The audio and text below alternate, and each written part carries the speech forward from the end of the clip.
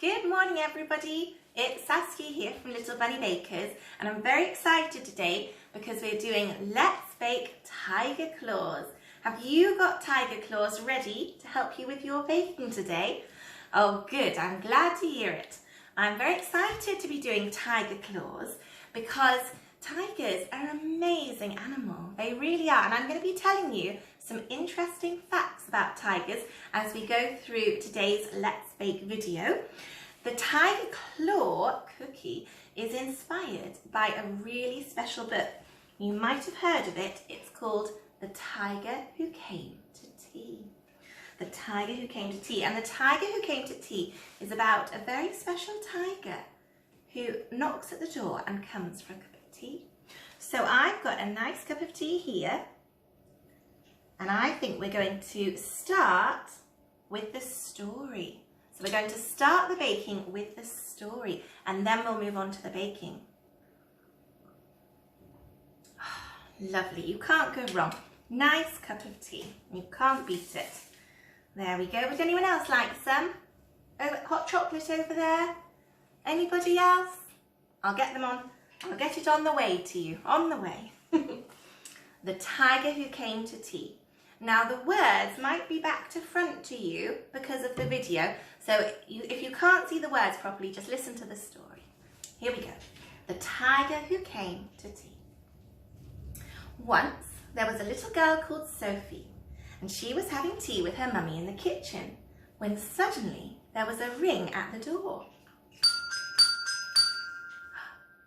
I wonder who that can be, said her mummy.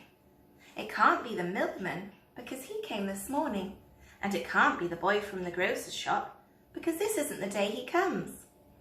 And it can't be Daddy, because he's got his keys. We better open the door and see.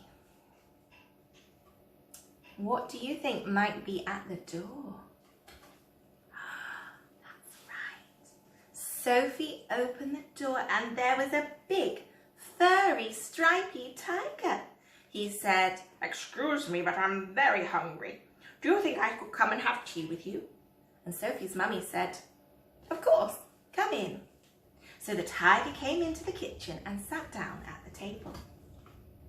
Sophie's mummy said, "Would you like a sandwich?" But the tiger didn't just take one sandwich. He took all the sandwiches on the plate and swallowed them in one big mouthful.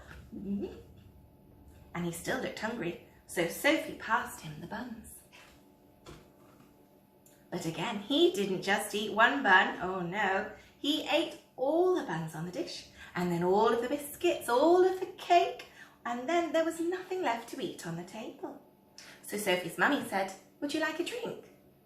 And the tiger drank all the milk in the milk jug and all the tea in the teapot. And then he looked around the kitchen to see what else he could find.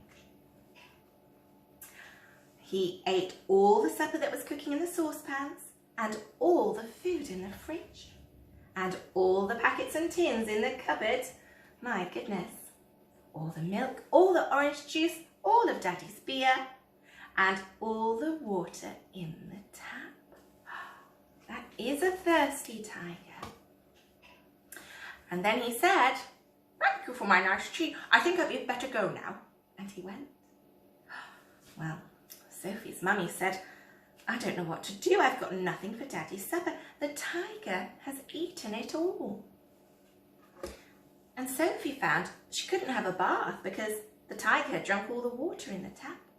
Just then, Sophie's daddy came home. So Sophie and her mummy told him what had happened and how the tiger had eaten all the food and drunk all the drink. And Sophie's daddy said, "I know what we'll do. I've got a very good idea. We'll put our coats on and we'll go to a cafe." So they went out in the dark and all the street lamps were lit and all the cars had their lights on, and they walked down the road to a cafe. Oh, they had a lovely supper with sausages and chips and ice cream. In the morning, Sophie and her mummy went shopping and they brought lots more things to eat. And they also brought a very big tin of tiger food just in case he should ever come to tea again. but he never did. There we are. We finished with him playing his trumpet, I believe.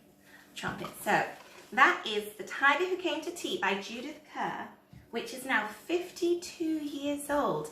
Isn't that incredible? It was written 52 years ago. So we're going to get ready for baking. You will need 75 grams of plain flour, 25 grams of caster sugar, 50 grams of soft butter.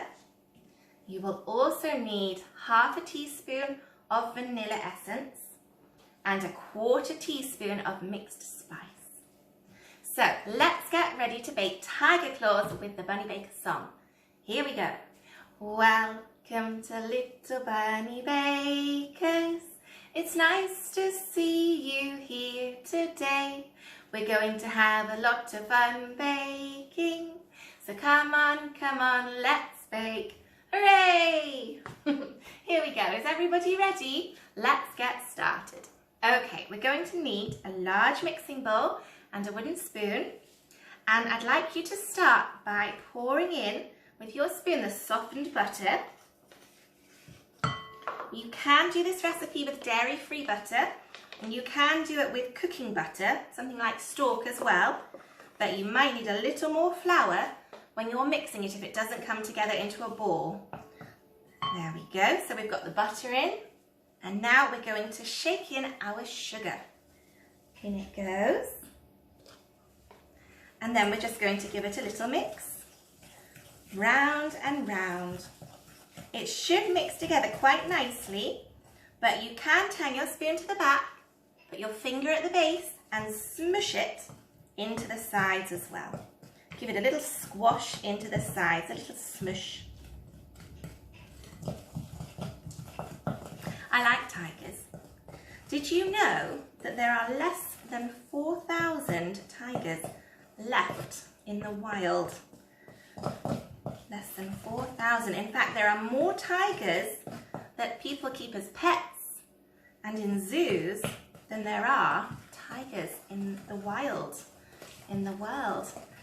Interesting fact. And tigers have been around for an awfully long time. They found fossils in China over 2 million years ago. They believe tigers still existed. And we all know about the relative, the saber-toothed tiger, that existed when the dinosaurs were around. So they go back a very, very long way. So that is nice and smooth. Your mixture should look similar, starting to look a slightly lighter colour. And to that we're going to add half a teaspoon of vanilla. In it goes. Oh, that's beautiful, isn't it? Smells beautiful. It doesn't taste so good before it's cooked though. I don't know if you found that. If you have a little nibble of vanilla before it's cooked. And we need a 1/4 teaspoon of mixed spice. Oh, lovely. That has all sorts of things like cinnamon, nutmeg, aniseed, cloves. Just a lovely blend to really lift our tiger claws and make them truly delicious. So mix in your mixed spice and vanilla. Oh, that's lovely.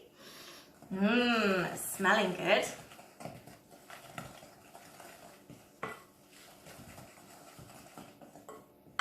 There we go. And then what we want to do is add in half of our flour. So just have a little look and shake in half of your flour and gently stir it in. The secret to making biscuits and cookies is not to overmix your mixture, because we're not making a cake batter. We don't want a smooth and silky batter. We want quite a lot of lumps so we can bring it together into a dough. So I've mixed in half. Remember, don't overmix it. So just gently bring it together, and then we're going to add in the other half. Oh, Rosie Rabbit's watching very nicely, aren't you, Rosie, with your new friend? I love all the different stripes on the tiger. Did you know that no tiger has identical stripes to another tiger? So they're all completely different. They're all completely different and unique, just like us. We're all special because we're all slightly different from each other. I wonder what makes you special, what makes you different. It's something to celebrate. I know that tigers definitely celebrate how they are different. This one's quite light, but real tigers can be really heavy. They can weigh more than a piano. Have you ever tried to lift a piano? Don't do it. It's very heavy. But tigers in real life can weigh more than pianos. Isn't that incredible? Heavy things. They run fast as well. They also like swimming. Did you know that? Tigers like swimming. And some tigers can swim really far. Really, really, really far. Right, so we've put in our other half of flour and we're just going to gently mix that in as well. Remember, we're not blending it, we're just bringing it together. So just gently scrape round the side of your bowl. I've got a bit of mixture stuck on my spoon, so I'm just going to use a knife or a spoon and scrape it off so I don't get anything not mixed in. There we go. Gently bring it round again. We want the flour to disappear and then we want to be able to have lumps.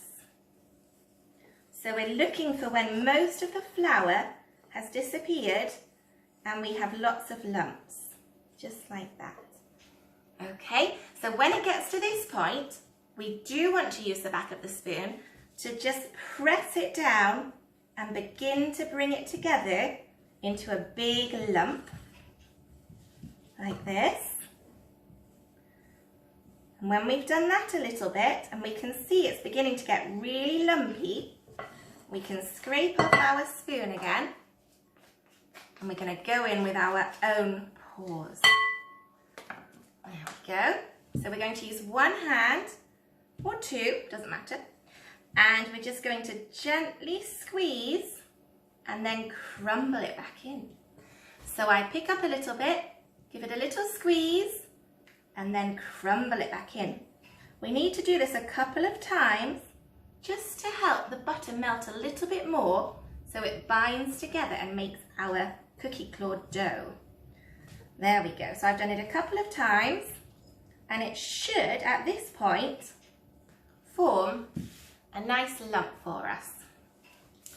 There we go. So I'm just going to give it a little press down. There we are.